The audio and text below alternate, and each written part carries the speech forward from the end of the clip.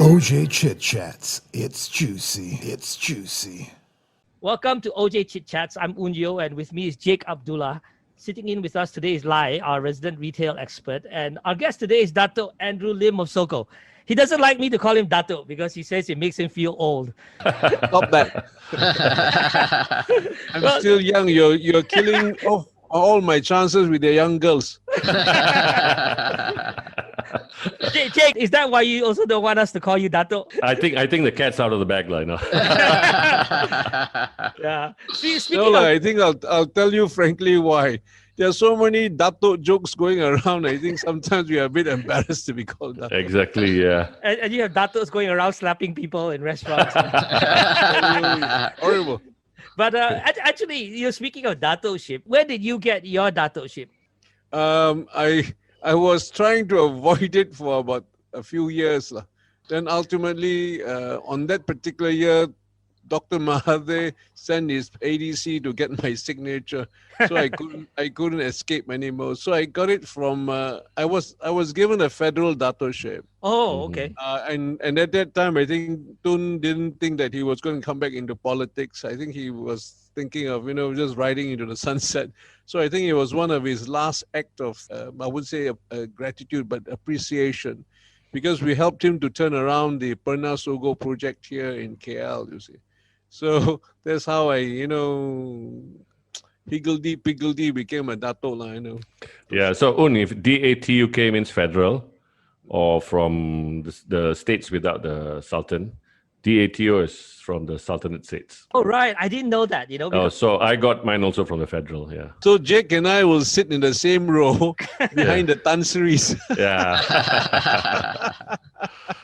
Actually, I never knew that. I thought it's always from the sultans, FT, Penang, Malacca, and also national is federal. So is it the prime minister who recommends it? Depending. Can be the head of state, like Malacca is the head of state and Penang is the head of state. What in your case, was it Dr. Mahathir? No, he was not the prime minister then. Najib. Our infamous prime minister.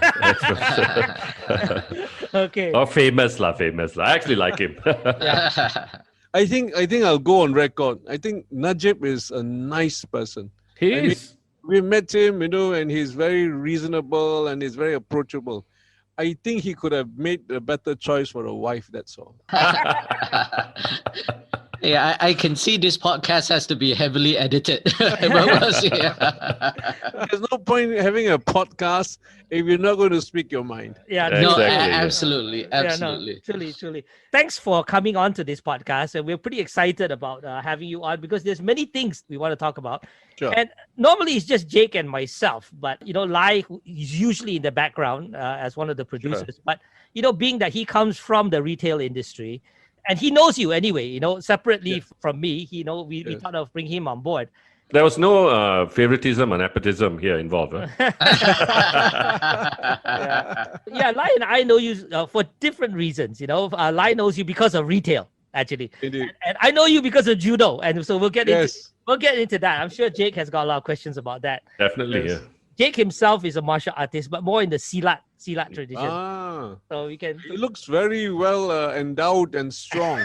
And I really don't know how you can see how endowed I am because yeah, but I've been to You look fitness. like a toughie. I am. I just turned 56. So yeah. Oh, compliments to you. You don't look like 56. You look Thank like you. 46. Thank you. So when I go and meet my maker, I want to have my six pack. Yeah. Let's start off by talking about COVID-19 and how it's affected, retail in general, and maybe Sogo in particular. Sure.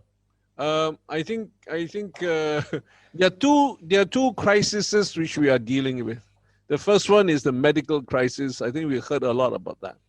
But then nobody talks much about the economic crisis we are in. I think it's embarrassing to the government, I suppose, to actually highlight all the difficulties they're going through.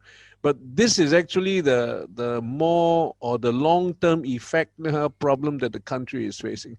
We will overcome the medical crisis. Vaccinations will come sooner or later. But the point is, how are we going to dig ourselves out of this hole? And the government hasn't been telling us, I think, what we need to know. What are the facts? How much has consumer demand dropped? How much has purchasing power dropped? What is the money supply in the market? And how they intend to actually rev up the economy so that we will be able to recover? Because retailers need to know all those facts in order to calibrate our planning and our purchases going forward. For example, this MCO, a lot of my brand partners are saying that, all that they had purchased and planned for the Chinese New Year period is now, upset. So they're going to have a lot of goods that they can't sell. So they were holding on inventory, going forward, and they got no idea how they're going to offload this outstanding inventory. And that's not being helpful at all. Why do you think they have not expressed it clearly? Or I don't, first of all, I'm not a politician, so I do not know whether there's any political consideration behind this. But as a matter of fact, in all advanced countries that are dealing with this same pandemic that we are, they are given, the business community are given all the facts that they need to know.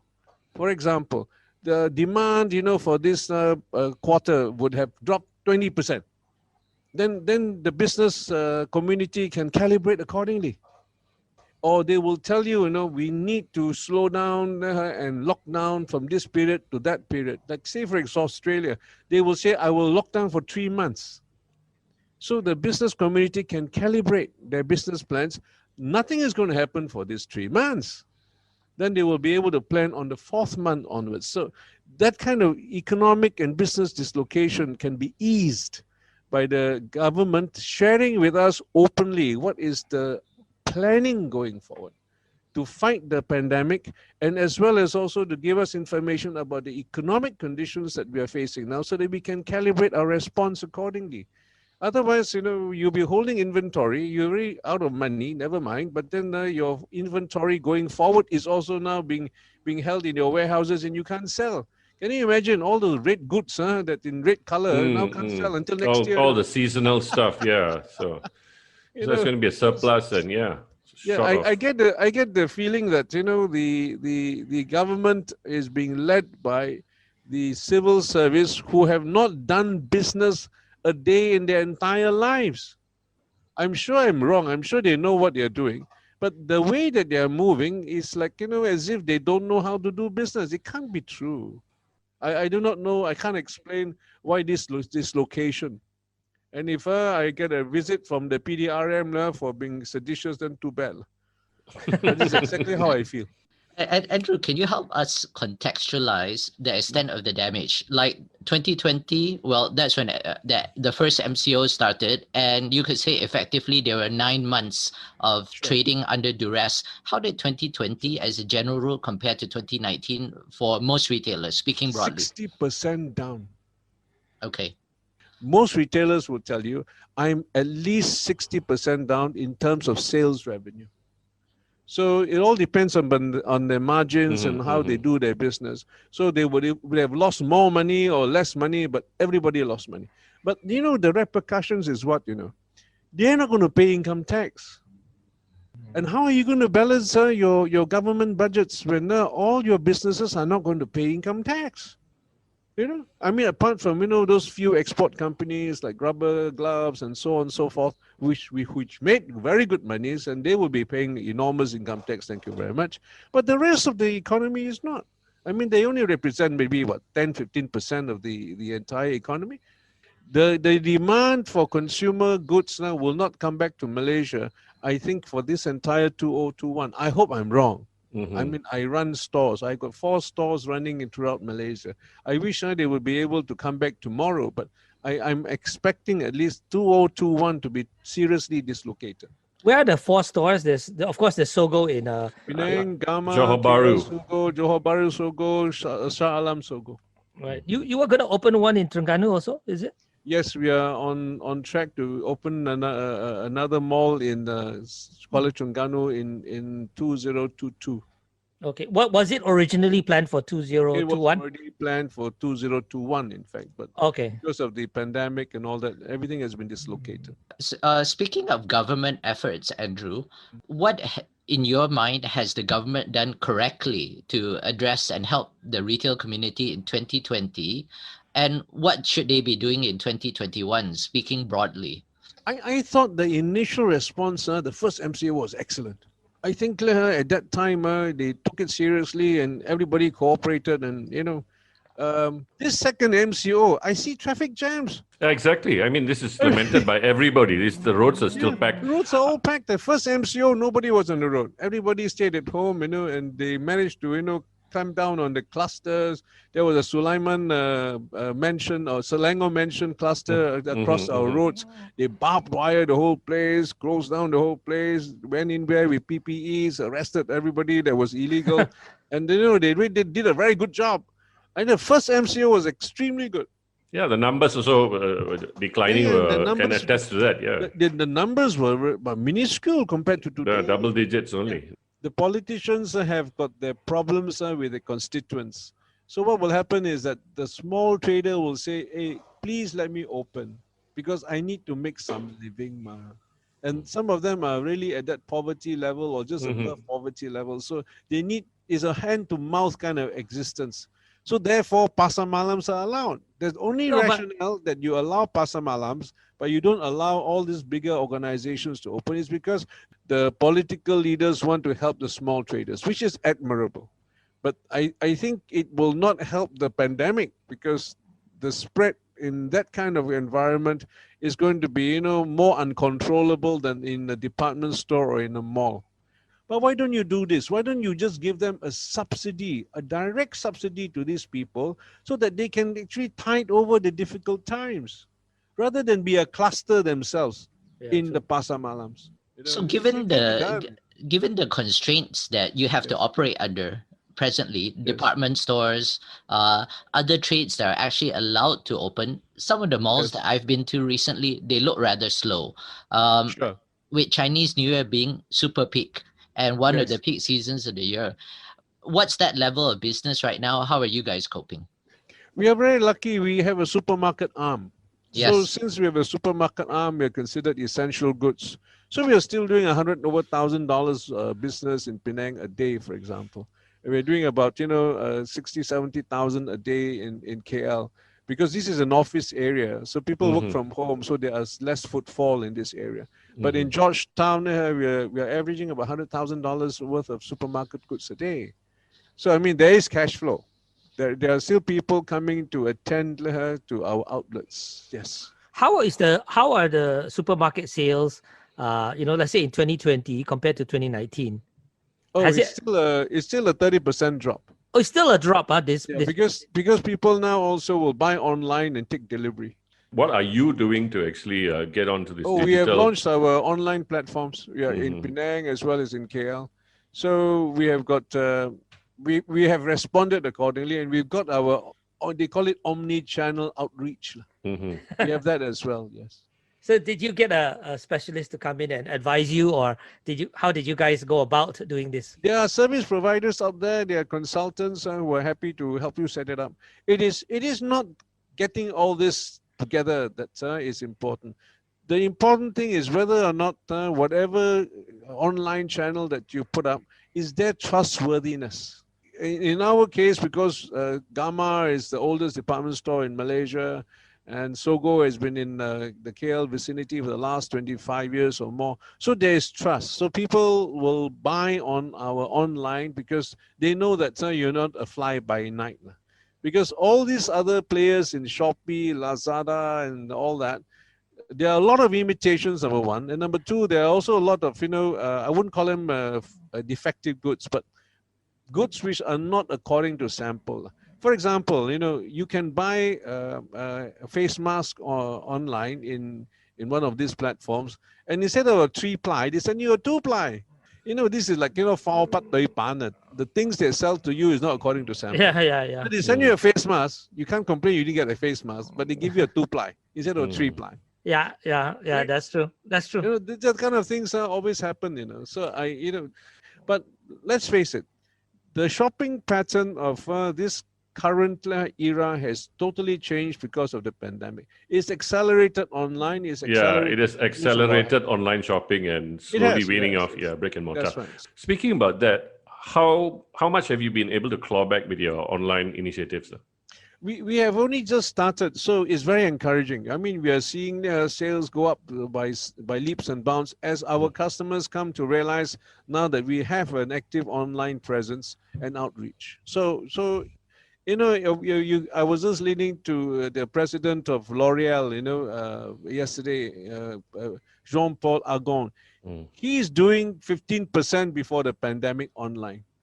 After during the pandemic until today, he's now doing 30% of his sales online. This is L'Oreal Group of Europe, and he expects sooner or later it'll be 50% online. Sogo has a very big membership, customer loyalty. Yes. What's your numbers for that, or can you reveal? Yeah, we are about 700,000 now, but you got to multiply it by a factor of 4. Because one member would probably represent 4 family members. Yeah. So you got 4 times 7.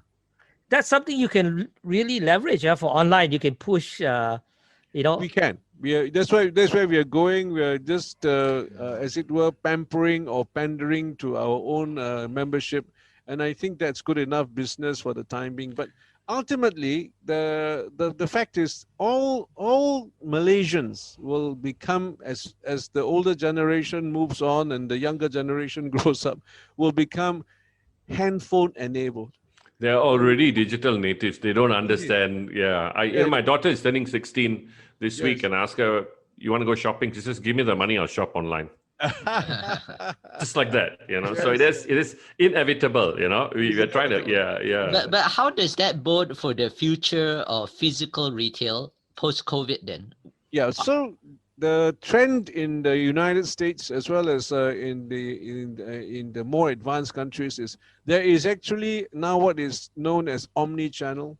A lot of the interneters in these or netizens in these jurisdictions, they click and pick.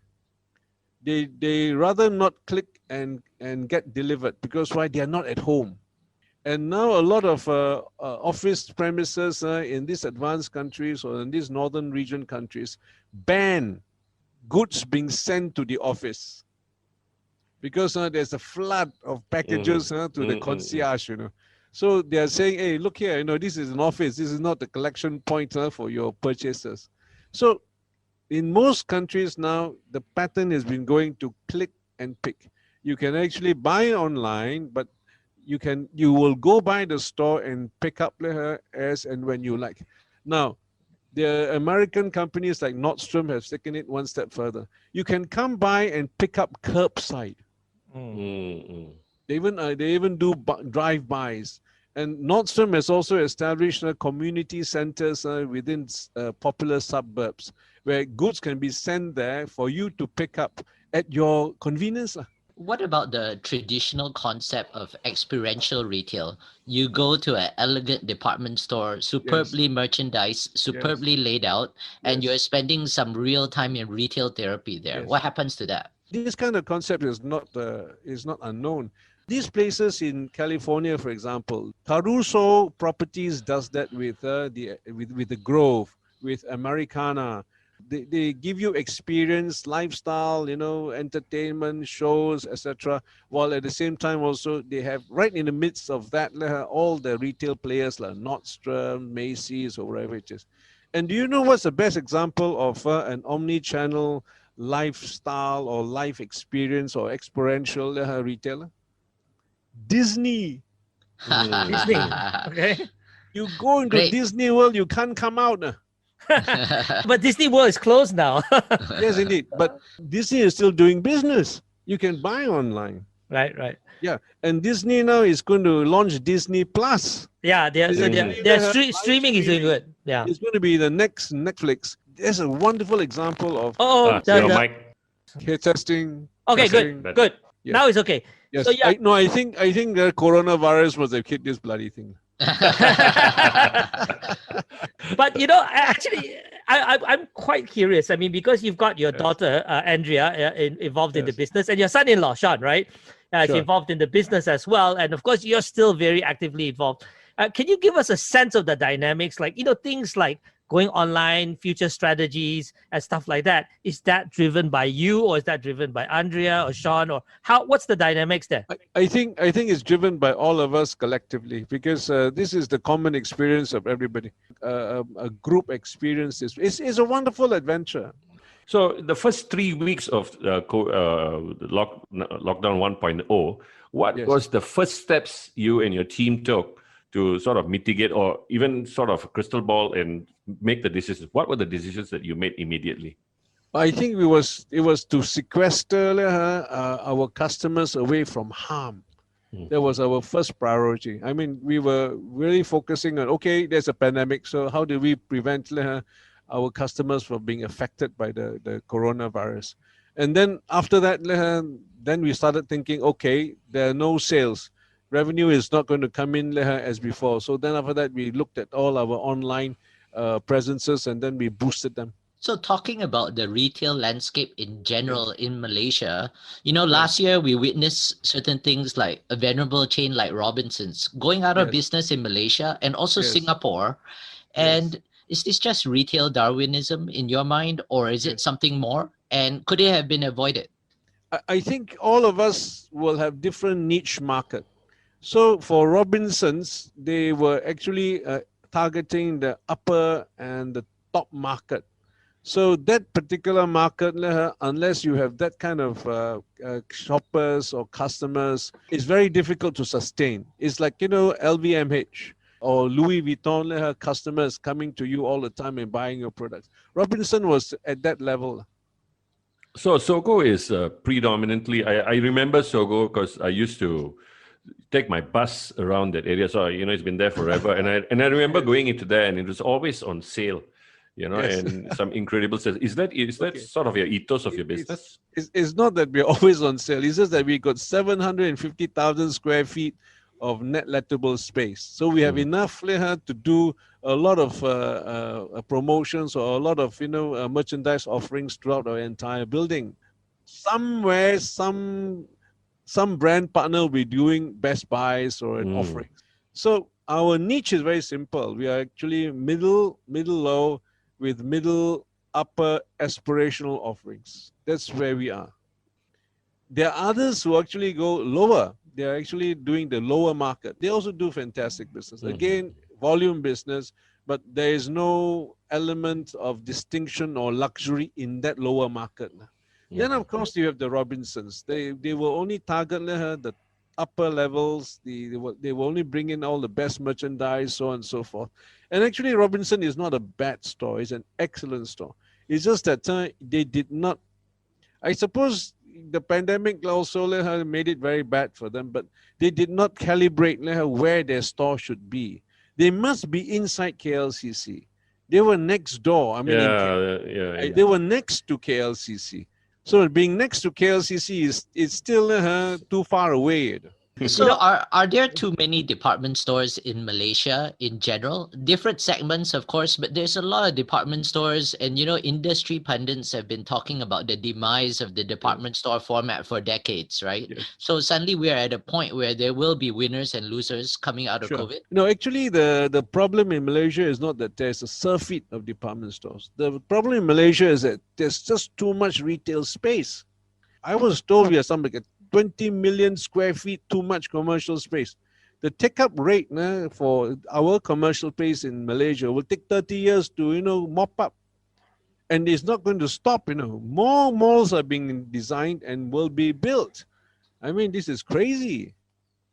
What do you think will happen to the malls that that become abandoned? Will they just be ghost towns, or what will happen? It will just be ghost towns. There's just insufficient take-up rate. Basically, I keep asking property developers, why do you want a department store in your mall? If they can't answer me convincingly, then there's really no raison d'etre to be in that mall. Most of the time, they tell you they want recurring income. So they think, I build a commercial property, a mixed property. I sell all the units, I sell the offices, so on and so forth. But then I keep the mall. And the mall will be, for me, a recurring income. That is the greatest fallacy that has confronted our Malaysian economic situation. And I do not know why they still haven't realized that. You can actually, I keep telling them, why don't you just build all offices or all residences and just sell them off and then wash your hands and move on, make your money and go away. Because you create a mall, it's a problem by itself. Unless you can maintain the footfall flow into that mall, I mean, it's going to be dead space. And you're going to pay quit rent assessment and, all the, what you may call it, outgoings, in regards to a mall. And you can't make it work. Andrew, just now you mentioned two things which I'd like you to maybe expand upon. Two things. First of all, you mentioned that Sogo and Gamma in Penang, Yes. have been around forever, right? It's been around for a long time. It's a trusted name. And you also mentioned the positioning for Sogo, which is medium and so on. But it wasn't always like that. Sogo, when it first came to Malaysia, it was high end and it didn't really work and all that. Can you let's go back in time to what it was before and how you and your family in particular came into Sogo, because I think that aspect many people don't realize, So maybe can you give a little bit of a history lesson on when Dr. Mahathir became the Prime Minister of Malaysia in 1982, he wanted to make Malaysia the shopping paradise. 81, yeah, I think it was 81. Huh? Was it 81 or 82? 81, 82, around that time. Okay. So he was the one who actually welcomed the Japanese Sogo boys to come and develop Pernas Sogo building. That's how we all started. So his idea was to make Malaysia into a shopping paradise, because he was always saying, why do we go to Singapore to do our shopping? We can actually do our shopping in KL. And then, of course, he, as a young man or a young boy, used to come to Batu Road in KL and do his shopping too. So Batu Road had, all that kind of, nostalgia and happy sentiments for him. So he located the Japanese. He says, why don't you build complex Pernas Sogo here at the intersection of Jalan Tuanku Abdul Rahman and Jalan Dang Wangi. So that's how we started. That's point one. Then, of course, the Japanese were, very gung-ho, and they said, okay, I will then bring my best store here, which is a 5-star store, which is actually what they have back in Japan. All the best brands, Mikimoto, Bally, Salvatore Ferragamo, so on and so forth.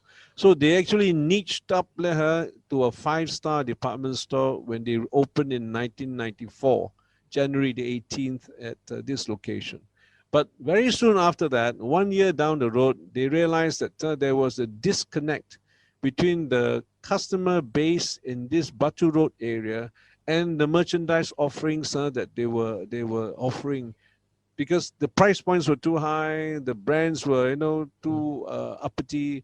At the end of the day, the sales was not doing well. So they already started calibrating downwards. Instead of 5-star, coming down to 4-star, and so on and so forth. But somehow, due to their own financial problems in Japan, they didn't move in time to actually turn around the situation here. So what they did was, the bankers came to talk to Pernas, and Pernas gave permission, and Dr. M gave permission to us from Gamma to come in and take over in the year 2002. And from then on, we turned around the whole operations by simply doing this, by actually going down to 3-star and 2-star price goods, but with 4-star offerings for aspirational brands.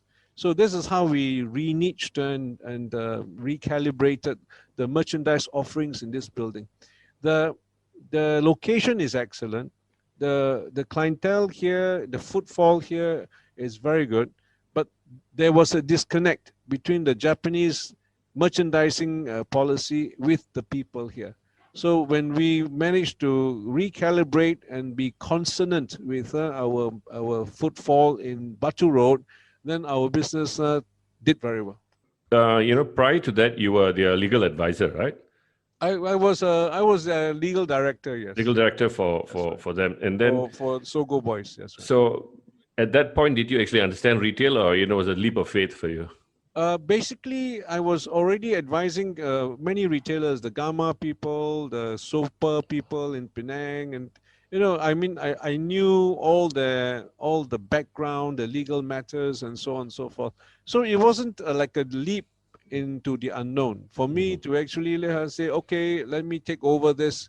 It wasn't as if I was totally untutored. I only needed to have the good and capable managers in the front line doing the merchandising. And there were so many talented Malaysians who were doing that. They were happy to work and turn around the business, and this is how we managed to do this for the last 20 years. And many of them are still with us in Sogo and Gamma. You mentioned Gamma as being did you guys control Gamma before Sogo? Yes, we purchased Gamma before we purchased Sogo. So it Uh, was 2 years earlier. how did that come about? Again, the Japanese felt that they wanted to focus on the larger format stores, so they signaled that they were prepared to offload, and we organized a management buyout. So, Andrew, the Sogo business in KL is a singular success story. Most of us in the industry circles have marveled at the success over the years. Yes. But it was many, many years until you decided to open the second and subsequently the Yes. third location, Yes. and now you're suddenly on an expansion path. Yes. Can you reflect on that arc of thinking, and what's next? What's the future for Sogo? The future of retail is omni-channel, number one. The future of brick and mortar stores is that you must be in a superior location. Number three, you must include into your shopping experience all that you mentioned, the experiential retailtainment part. You got to be like Disney World. That's how you have to go. And if I'm correct, you actually have a Cebu planned in the future in Yes. TRX. And what year is that by current timing? And talk to us a little bit about the Cebu concept, which is higher. Cebu concept would be, a more, I would call it a 5-star department store. Because you have to understand what Lend-Lease of Australia is proposing to do at the TRX location. I think now they call it the Exchange. Yes. So they want to make it 5 stars. It's actually a hub of three, what you may call it, the meeting point of 3 subway lines. So Yes. it is supposed to be like Shinjuku.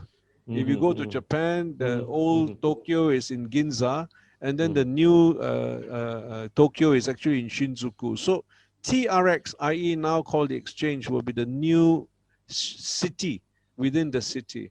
So that's where we plan to put the Cebu brand. We have actually signed up with Lend-Lease, and work is going apace. And of course, everything has been postponed due to the pandemic. Speaking of that, if you talk about the city center, you've got Pavilion KLCC right now. You got Bukit Bintang City Center. Then you've got TRX coming. Yes. In your mind, is that one too many, or maybe even two too many? How do you feel about that? Look at all the city centers of the world. You have to be on top of MRT hub. Okay. So if you go to Japan, you'll see the future of retail being actually now being actuated. Look at Japan. It needs to be on top of a transport hub. It has got to be a total retail concept, all in one location where people can come and go, shop very quickly and move off, as well as also spend weekends there if they wish to. So inevitably, what will happen when this, new concept comes up, Yes. at the TRX, you can potentially see weaning off from Pavilion and Bukit Bintang, right? Not necessarily, because our population was expanding. Our country was getting more and more prosperous. So there is a growing middle class. I mean, not mentioning what happened during the pandemic, but there was actually a enlarging of the middle class. So there is also at that point in time big plans to bring in foreign tourists to make Malaysia a hub. In fact, with our currency now so low, it's actually a very attractive place. You know, people don't go to Singapore anymore because it's damn expensive. Singapore now is so expensive. I mean, I can't go there and shop. Then what about us then? I think that's an exaggeration. No, seriously, I'm from Penang. Hey, I only have to say one thing. I'm a Penangite. I'm from Penang. That explains it all. That brings it all. Why? So I didn't get this. Are Penang people prudent or frugal, or is it? That's a nice kind way. word. That's a kind Of word. saying kiam siap. I'll go deeper into that, Jake, and explain what we Penangites look for. Value for money. Okay. I tell you, Penang people are all very rich. They're not poor. But Yeah, my wife is from Penang, so I understand. there like, you are. now There you are. Value for money. Yeah. What about the iconic department stores? You know, like the Selfridges in central London, those type where, you know, they're a little bit one of a kind, and you're going there, it's almost a destination. So there's experience as opposed to pure functionality. Yes. Do those still have its place? Do you know who owns Selfridges? The same family that owns Primark. I Oh, see. really? Really? Oh, Yes. Primark, the discount cheap That's right. clothes. Yeah. Oh That's wow. right. It's an Irish family. Mhm. They own Selfridges, and I think the daughter is in charge, whereas another team is in charge of Primark. And you know, Primark is what, £5, £10, you know, and Yeah, everything £2 under the you sun. can get a pair of jeans on. My kind of But- shopping. Really? Yeah, Yeah. indeed. Yeah, seriously.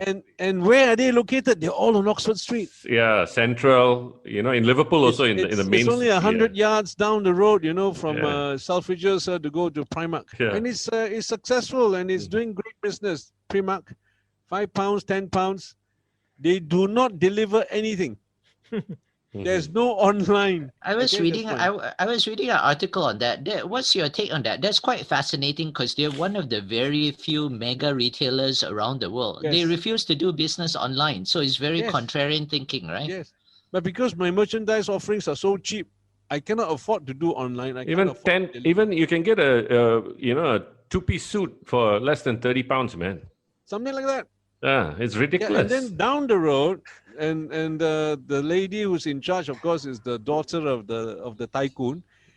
She's in charge of Selfridges. And what do they have in Selfridges? VIP rooms. The sheiks go there. The sultans go there. You know, all the royalty of Europe goes there. And they have got two niches, one very high end and one very low end, and both of them are doing well. And it's on Oxford Street. So if you're looking at the future of retail, you're talking about Selfridges. Selfridges has got a fantastic future. Do you know that they do 60% of their business in the iconic store along Oxford Street with foreigners? Selfridges and Harrods are about the same level. Yes. So these two stores are iconic stores. You go to London, you have to go there. What happens to the more moderate department stores, like in the United States, the Macy's of the world? Maybe in UK, they've already in trouble. The Debenhams. Debenhams is gone. Yeah, Gone, yeah. locally as well. We've got a lot of moderate department stores that are finding challenging times. What in the UK has happened is that Debenhams, which didn't adapt fast enough, has gone into bankruptcy protection. Selfridges and Primark, they're doing very well. They will survive and they'll go in the future. The one that you want to look at is J.R. Lewis. J.R. Lewis has actually had stores also being built across the UK. But what they've done is they've gone heavily online. And in Milton Keynes, they built a very large central distribution center. Their warehouse there in Milton Keynes is actually the size of 6 football fields. Wow. And they got 2. One for the J.R. Lewis store, and then the other one is for the supermarket arm. And basically what they do is they use that central distribution center to actually resupply their stores, as well as also to do the online e-commerce deliveries. They expected to only slowly grow online, but over the last 5 years, it jumped from 50% to 40% of sales. So if you are in the middle, you must go online. and you must do all the hard work, whether it's online, pick and click, or sorry, Yeah, click you're and, talking about omni-channel yeah, selling. I click think and it's deliver. yeah. The delivery part is the most difficult part, Jake, because Mm-hmm. that is where you lose a lot of money, right? But Logistics, you have yeah. the top line, but the cost of fulfilling an Mhm. online purchase is very high. You And know, and in the UK now, everybody is watching everybody. They are watching everybody to see who starts now increasing the charges on their delivery costs. That's what's happening. So the answer to your question is look at J.R. Lewis for the middling department stores. The luxury ones, Selfridges doing well. Primark, lower end, doing very well. I don't do a single online delivery. You come to my store, you pick up a £5 purchase. That's it. But if you're in the middle and if you don't adapt online, like Debenhams, they'll just go away. As I said, J.R. Lewis is still surviving. so you are obviously very familiar with this omni-channel, and you've obviously looked at online and the trends and so on. How Yes. much do you personally believe in online, and how much will Sogo embrace digital? 100%. We want to be Disneyland, but it'll take time to become Disneyland. No, it's interesting you say that, because my fond recollections of Sogo Yes. as a business partner, as a sometimes erstwhile customer, is Yes. going there when you're having like your member days, or it was Yes. pandemonium Yes. and chaos, right? Yes. But in a good way. Are those days gone forever? How do you envision that? What's happening now, of course, with the pandemic is everything is on hold. So basically, the principle in Sogo is we have to always make our customers the best deal we can. The reason why you came there, my friend, because you could find deals that you wanted. Yeah, Correct? There was a merchandise offerings that you found very attractive, yeah. irresistible because it was a good deal. So our philosophy in Sogo is that we always give our customers the best deal we can. What is the demographic or psychography of your, you're saying you got 800,000 or 700,000 consumer In the base. Sogo database, we're about 80% Bumiputra. Okay, and what is the age group? Age group is sometimes between about 20 all the way down to about 60. 20 to 60. That's Okay, right. so That's the age because group. the reason I asked this also, like I said very clearly, the younger audience Sure. will slowly, it's not like our time, Yes, yes. where you go to the mall and it's sort of like an experience. You go dating, go see your girlfriend, go have a drink, go shop, come back. Nowadays, everything's done over the phone, even Yes. socializing. So how is, yeah, and I'm serious, you can swipe left or swipe right. I heard, so. Yeah. I'm sure. Jake, So, but I can tell you definitively, Jake, there are certain things that you can't do online.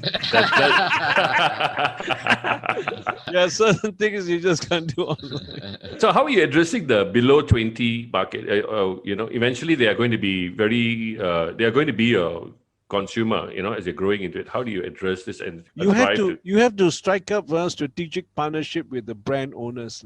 Oh, Mike sorry, again. Mike again. I think when you touch the mic with your lips, it goes off. Yes. Okay. Now we're good. Now we're good. I was trying to demonstrate what you can't do online. My lips touched the mic, Jake. Since we're talking about experiential, That's No, right. but actually, offline, brick and Yes. mortar, right? Are you going Sure. to increase the number of outlets that offer, experiential Sure. shopping, or are you going to just focus on merchandise? It's always merchandise first. Then all the other aspects come second. If the merchandise that you're offering to your customers is not good value and it's not affordable, value for money and all that, it doesn't work. Merchandise. That's the first rule. Then all the other abstract and more intangible aspects of retailing can come into play. So are you adjusting your merchandise mix to try to entice and recruit in a younger customer over time? Yes, if you come to our third floor in Sogo, you'll see a whole different look. Yes. And it's basically to I wouldn't say target, but it's actually to offer that younger demographics, some selection of goods that they might be interested in. You know, I personally got started in retail some 25 years ago in the United States department store. And even back in those days, there was that dynamic between specialty retail and department stores because Sure. department stores encapsulate multiple brands, right? Sure. So, you know, there was an evolution over the years where more specialty retail became more dominant. They had their own stores outside in the mall. Sure. And sometimes there was coexistence. There was a shop in shop or there was a Yes. corner in the department store. How do you see that continuing to play out, especially in the local context, in the international context? What will specialty retailers do? You know, for a while, they seem to be moving outside the department stores, cosmetics as well. Are they going to move back in? What are there going to be partnerships where there are true shop in shops? How's that going to work? Basically, I think what will happen after the pandemic is somebody, I mean, all of us have to observe this. Everybody has, because of this pandemic, everybody is going through a very dark tunnel now. So what are the solutions after the pandemic? All right. So I still say those outlets, whether they are shop within a shop or whether they are actually specialty shops standing alone outside, will still have got to look at, whether they are near a hub or on top of a transport hub. I think that's point number one.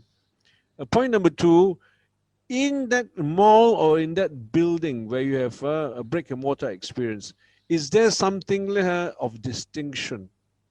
That means, for example, if you're going to Selfridges, you're happy to be there because it's a building of some distinction. It's an iconic destination. Or if you go to Galerie of Lafayette in Paris, you want to be in that building because it's a beautiful building. Yes. Right? So those are the other intangible or the aesthetic aspects of retailing. But your merchandise offerings to me is still the most important. If you do not have the right merchandise being offered, you could end up like a Robinson. You were saying that it's 80% Bumiputra or Malay base from Sogo. So last year you were definitely affected with Ramadan. So this year, what is your plan? Because right now, how do you mitigate? Is it on or off? Are we going to go through a further lockdown? Do you have any inkling or what? Because Ramadan is coming in April. Yes. And this is, if you say that, it's 80% is Malay or Bumiputra, there's a huge effect on your P&L for the year, right? Yes. No, I'm also president of the Batu Road Retailers Association. All my fellow members are asking the same question, Jake. That's why I started off my comments earlier by saying the government has got to get a more macro picture, of what's going on, share that with us, and then tell us what they're going to do. I mean, Ramadan is, I think April. in April. Yes. It's 2 months down the road.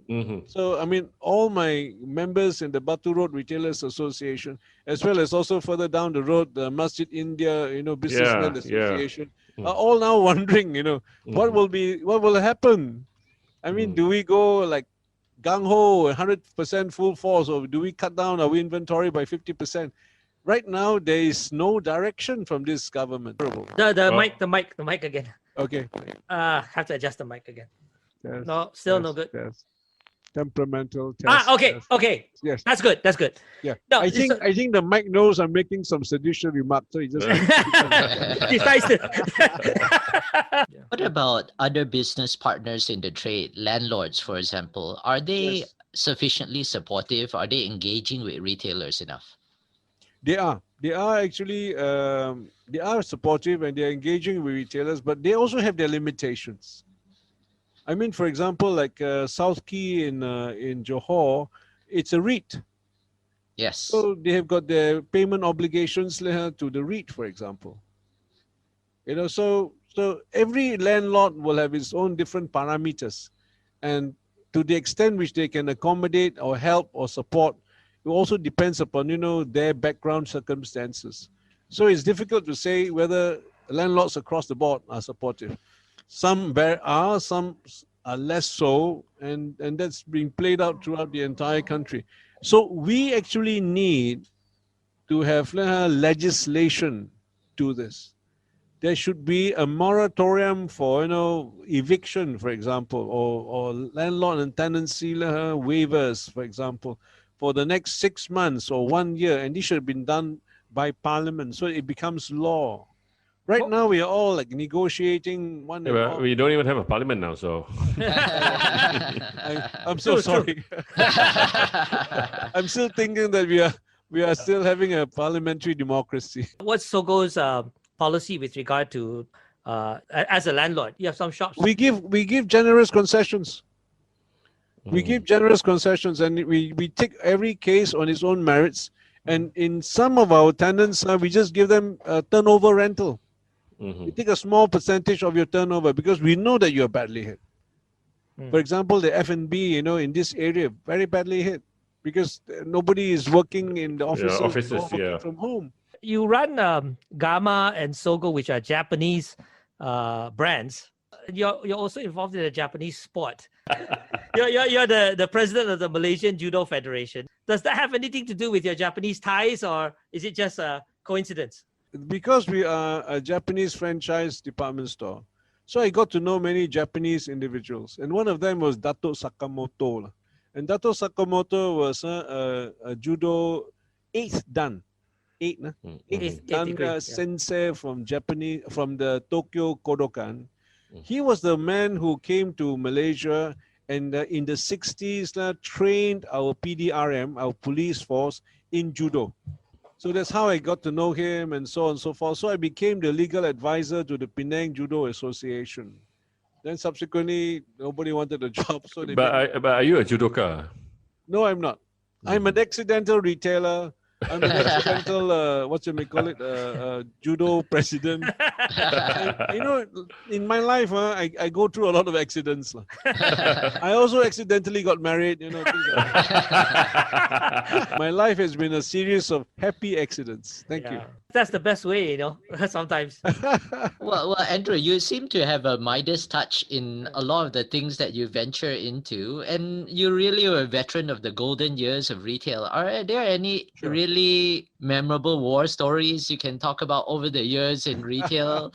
There's so many stories, but I think the one story that I'll share with everybody is that a lot of people don't agree with Mahathir. A lot of people don't agree with his politics, don't agree with his, this, that, or the other. But actually, he's a consummate retailer. In this Sogo story, Perna Sogo story, I mean, he started it off, and he takes the time and effort to even come and visit our stores now and then, just to see how we are doing. But he does it quietly. He comes without his bodyguards. And then he just quietly does his shopping. He pays for it. And to me, this is the part of Mahathir that a lot of people don't know. And I think he is a very good retailer. I heard stories about what he did in Kedah when he was a young boy selling things and all that. But he is actually one of the to me, his idea of making Malaysia a shopping paradise is an excellent idea. And Wawasan 2020 was supposed to have propelled us to the very forefront of, economic development, developed nations, so on and so forth. And I think it is also very sad for him in the year 2020 to have seen the country deteriorate so much or get impacted by so much by this COVID-19. So there's another story to Dr. Mahathir, which a lot of people don't know. And this is maybe something that I suppose in time history will unveil as well. But right now, a lot of people are still angry at him. Yeah, although you're not involved in politics per se, you're not a politician or actively involved. But can I just ask, what's your view of what has happened since the Sheraton move? But that one, I think Ambiga and you have actually covered that. I'm curious what you think. Yeah, I'm only hopeful that common sense returns back to this country. So what do you hope will happen? Do you think, do you hope, for example, that the uncommon sense thing that happened was Sabah elections. Yeah, that's one in the middle of the pandemic. So obviously you wouldn't want an election anytime this year, right? Would you? It would be a tragedy. Yeah, it'd be harakiri in the country, man. It would be an economic catastrophe. Yeah. Right. No, I mean, right now we need to have a unity government. Seems to be a common theme, you know. And it seems to be a common theme coming around here. Amdiga seems to support that as well. Yes. And this is common sense. Just to wrap things up, going back last year to March, towards the end of March last year, and when this lockdown was first imposed, Yes. I think most of us probably thought this would last a few months. I mean, I certainly didn't think it would last a year because, you know, it was an unknown, right?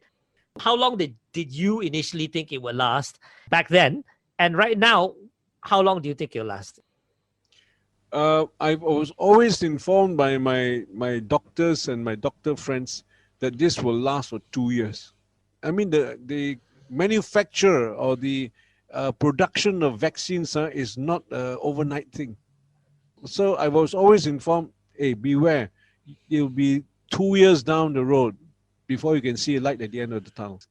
I believe them because they were the scientists. They're the doctors.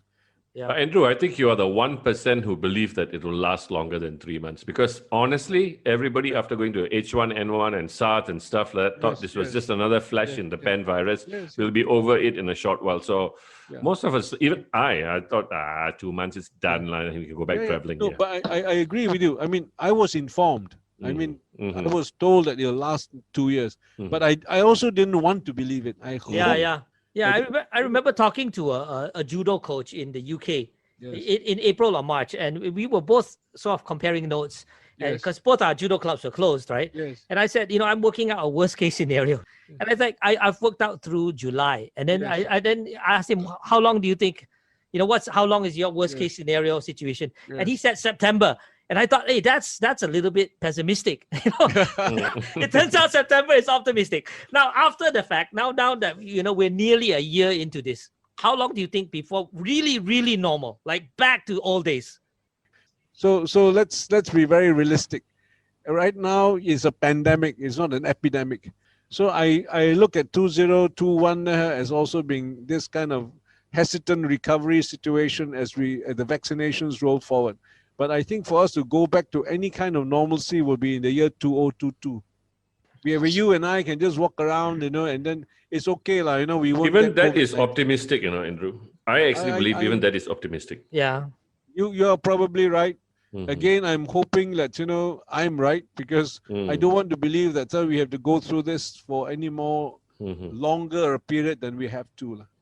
So you're at the forefront of retail, Andrew. You've been through the worst of it, and we're still in the doldrums now. Words of encouragement and hope to all business owners and all the people we know, everybody out there? Basically, I think, I mean, do the Penang thing, you know, be kiam siap. Don't spend money, lie low, you know, just wait around and see how. Retailers would like to hear that. Coming from a retailer. Well, thank you, Andrew, for the, you know, You're most welcome. Sharing your insights, and we hope to have you back sometime in the future. Yes. I hope to be able to contribute other things. I mean, retail is very interesting, but you know, there are also other more interesting things in the world. You know, is this the first podcast you've ever done? Have you done a podcast? Yes. Right. Yes, so it's the first time. Yeah. Yeah. No, so I feel I'm only talking to 4 friends, you know. Yeah. No, that's how it should be. Yeah, that's how it should be. Yeah. Anyway, thanks, Jake. Thank you. Good meeting you, Andrew. Yeah. Oon Lai, Oon Yo. Thanks very much. Thank you very much. I'll do the Penang thing. Oon Yo, give me a free mic.